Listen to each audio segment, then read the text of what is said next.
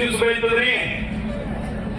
ಕೇವಲ 4 ದಿವಸ. ಮೊದಲೇ 4 ದಿವಸ ನೀರ್ ಜಾಸ್ತಿ ಆಗಿ ಬೆಳಿಲಿಲ್ಲ, ಕೊನೆ 4 ದಿವಸ ನೀರ್ ಕಡಿಮೆ ಆಗಿ ಬೆಳಿಲಿಲ್ಲ. 12 ದಿವಸದಾಗ 4 ದಿವಸ ಮಾತ್ರ ನಿಮ್ ಕಬ್ಬು ಬೆಳೀತು. ಕಬ್ಬು ಏನಂತದ್ರಿ? ಕಬ್ಬು ಏನಂತದ? ನನಗೆ ಸರಿಯಾಗಿ ನೀರು ಕೊಡು, ಸರಿಯಾಗಿ ಆಹಾರ ಕೊಡು, ನಾನು ಅವಕಾಶ ಮಾಡಿಕೊಡ್ತಾ ಇದ್ದೀನಿ.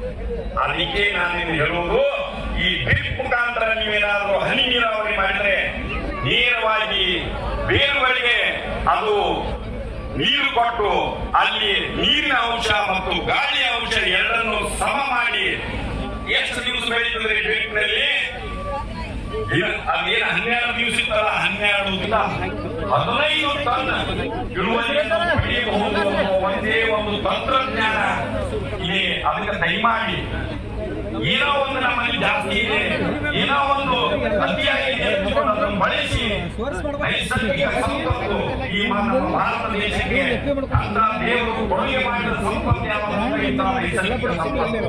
ಇದನ್ನು ನಾವು ಮುಂದಿನ ಪೀಳಿಗೆಗೆ ನಾವು ಉಪಯೋಗ ಮಾಡಿಕೊಂಡು ಫಲ ತಗೊಂಡು ಒಳ್ಳೆ ರೀತಿಯಾಗಿ ಬಳಸಿ ಮುಂದಿನ ರೈತರಿಗೆ ಬಿಟ್ಟು ಕೊಡುವಂತಹ ನೂತನ ಜವಾಬ್ದಾರಿ ನಮ್ಮ ಮೇಲೆ. ಅದಕ್ಕೆ ದಯಮಾಡಿ ತಂತ್ರಜ್ಞಾನ ಮುಂದೋಗಿ ಹೇಳಿನಿ, ನೀವು ಸ್ವಲ್ಪ ಸ್ಥಾನಕ್ಕೆ ಹೋಗಿ ಕೃತಕ ಮತ್ತೆ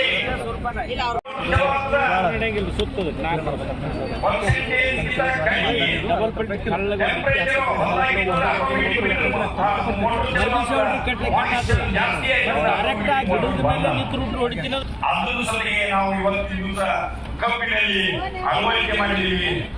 ಅದನ್ನು ಸ್ವಲ್ಪ ನೋಡೋಣ, ಯಾವಾಗ ಬಂದಾಗ ಕೃತಕ ಮತ್ತಿಯನ್ನು ನಾವು ಬಳಸೋಣ ಅಂತ ಕಡೆಗೆ ದಯಮಾಡಿ ನೋಡ್ರಿ.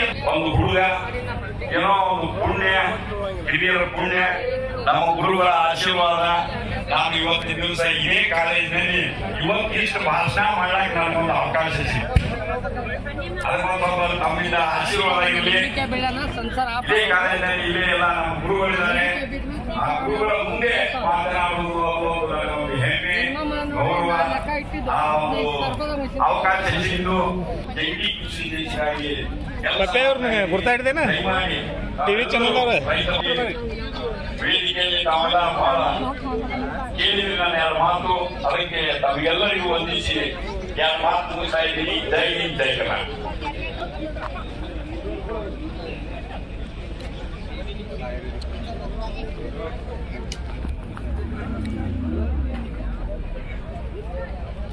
ಟೆಕ್ನಾಲಜಿ ಫಸ್ಟ್ ಟೆಕ್ನಾಲಜಿ ನಮ್ಮದೇ ಕಬ್ಬಿನಲ್ಲಿ ಮಾಡಿ ನೋಡ್ಬೋದು. ಇದೆ ಫಸ್ಟ್ ಸ್ಟಾಲ್ ನಲ್ಲಿ ಇದೆ. ದಯಮಾಡಿ ನೀವು ಬಹಳ ವಿಚಾರಗಳು ನಮ್ಮ ಕೃಷಿ ಅಧಿಕಾರಿಗಳು ಕಡಿಮೆ ಹಾಕೋದು ಬಂದೈತಲ್ಲ.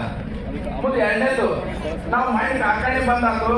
ಕಾರ್ಖಾನೆ ಬಂದಾದ ಕೂಡಲೇ ಎಲ್ಲ ಕಾರ್ಖಾನೆಗೆ ಹೋಗಿ ಸರಾಸರಿ ಇಳುವರಿಗೆ ಅಂತೇಳಿ ಇಳುವರಿಗೆ ಕೊಡ್ತೀವಿ ನಾವು. ಆ ಇಳುವರಿ ತಕೊಂಡಾಗ 26 ಟನ್, 27 ಟನ್, 28 ಟನ್ ಇತ್ತ 1 ಎಕರೆಗೆ ಸರಾಸರಿ ಇಳುವರಿ ಕಾರ್ಖಾನೆ ಒಳಗೆ.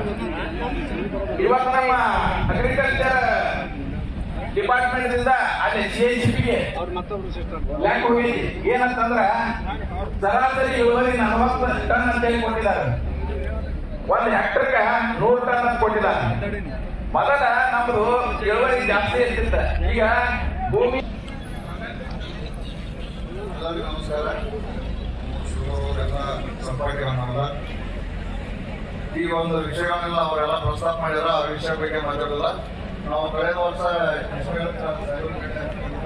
ಸಾಹೇಬರಿಗೆ ಬಂದಾಗ ನಮ್ಮ ಮೊದಲ ಡೈರಿ ಪಾರ್ಕ್ ಅಂತಾರೆ, ಅವರ ಧಾರವಾಡ ಯೂನಿವರ್ಸಿಟಿ ಅಂತ ಅಲ್ಲಿ ನಮಗೆ ವೇಬ್ರಿಸ್ ಕುಂದಿರ್ಸ್ಲಿಕ್ಕೆ ಒಂದು ಜಾಗ ಸ್ಥಳಾವಕಾಶ ಮಾಡಿಕೊಟ್ಟಂತ ಒಪ್ಕೊಂಡಿದ್ರು. ಅದರ ಪ್ರಕಾರ ಇದೀಗ ಅದು ಅನೌನ್ಸ್ ಮಾಡ್ತಾ ಅದಕ್ಕೆ ನಾವು ಭಾಳ ಖುಷಿ ಐತಿ. ಅವ್ರಿಗೆ ನಾವು ಧನ್ಯವಾದ ಹೇಳ್ತೀವಿ.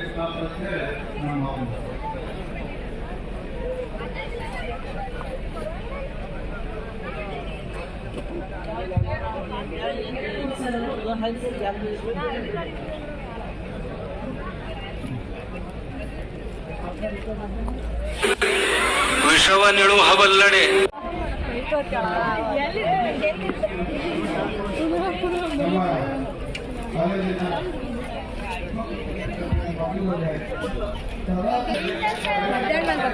ಅಪ್ಪ ಇಲ್ಲ